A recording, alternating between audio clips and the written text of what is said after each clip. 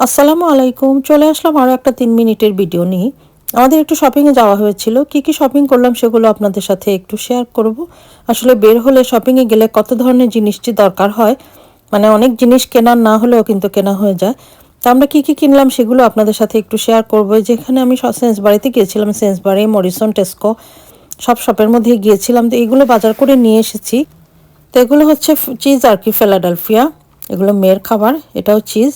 আর এটা হচ্ছে একটা ইয়োগেট আর কি। ইয়োগেট আমার সব সময় রাখি ঘরের মধ্যে, কারণ আমি রান্নার মধ্যে ইউজ করি। আর এটা হচ্ছে এক ধরনের সস, এটা হচ্ছে সিনামন স্টিক্স মানে ওই যে দারচিনি গুঁড়ো আর কি। আর এগুলো বিস্কিট আনা হয়েছে, মিষ্টি বিস্কিট। আর এগুলো হচ্ছে একটা vitamin, Wellman, well kids, well ওয়ামেনের ভিটামিন আমাদের সব সময় ঘরের মধ্যে আনা হয় আর কি।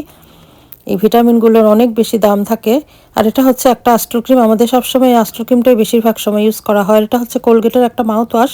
আর এগুলো হচ্ছে ফেরি লিকুইড। ফেরি লিকুইড ছাড়া তো আমি একদমই চলতে পারি না। মানে ওয়াশিং লিকুইডের মধ্যে আমি সবসময় ফেরি লিকুইডটাই পছন্দ করি, আমার কাছে খুবই ভালো লাগে।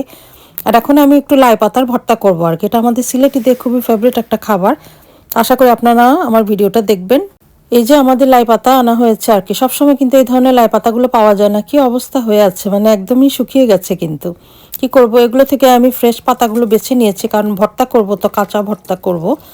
তো আমি শাকের পাতাগুলোকে প্রথমে কি করেছি, বেছে তারপর সিঙ্কের মধ্যে ঢেলে নিলাম। আমার সিঙ্কটা একদমই নতুন, তাছাড়া আমি সিঙ্কটাকে পরিষ্কার করে ধুয়ে নিয়েছি। আর আমি সব ধরনের শাক এভাবে সিঙ্কের মধ্যে ঢেলে দিই আর কি। তারপর কি হয়, ভালোভাবে ধুয়ে ফেলি, বালি থাকলে বালিটা চলে যায়। তারপর আমি আবার আলাদা করে বোলের মধ্যে নিয়ে ধুয়ে ফেলবো। কয়েকবার এভাবে ধুয়ে ফেলি, তারপর আলাদা করে আবার ধুয়ে নিব আর কি। আর এখন আমি এই শাকের ভর্তার মধ্যে একটু মাছ দিব। তো মাছের জন্য আমি এখানে তেলাপিয়ার ফিলেট বের করতে পারিনি। তেলাপিয়ার ফিলেটটা আমার শেষ হয়ে গিয়েছিল। এটা হচ্ছে পাঙ্গাস মাছের ফিলেট। তো আমি মাছের ফিলেটের মধ্যে একটু হলুদ, মরিচ আর লবণ দিয়ে একটু তেলের মধ্যে ভেজে নিব আর কি। এই মাছের ভর্তাটার মধ্যে দিব। এই খাবারটা আমাদের সিলেটিদের খুবই পছন্দের খাবার। আর এখানে আমি শাকগুলোকে একটু চিকন করে কেটে নিয়েছি। আমি আবার চিকন করে কাটার মধ্যে খুবই এক্সপার্ট আর কি। কী বলবো, মানে নিজের সুনাম নিজেই করছি, আসলে না, আমি সব ধরনের জিনিস এভাবে চিকন করে কাটতে পারি। আর এখন আমি মাছগুলোকে একটু তেলের মধ্যে ফ্রাই করে নিলাম আর কি।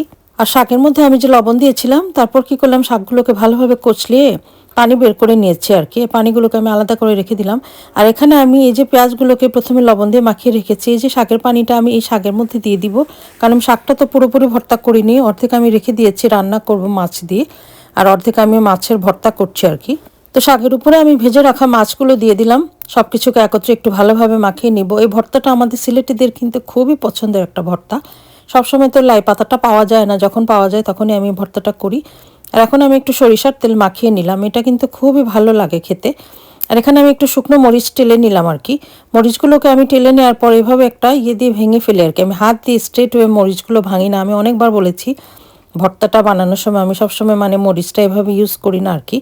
তো আমি কী করি, যখন ভর্তাটা মাখাই তখন আমি এভাবে একটু গ্লাভস পরে নিই, হাতের সেফটির জন্য আর কি। এই তো হয়ে গেল আমার সুস্বাদু ভর্তা। কেমন লেগেছে ভিডিওটি বলবেন। আল্লাহ হাফেজ।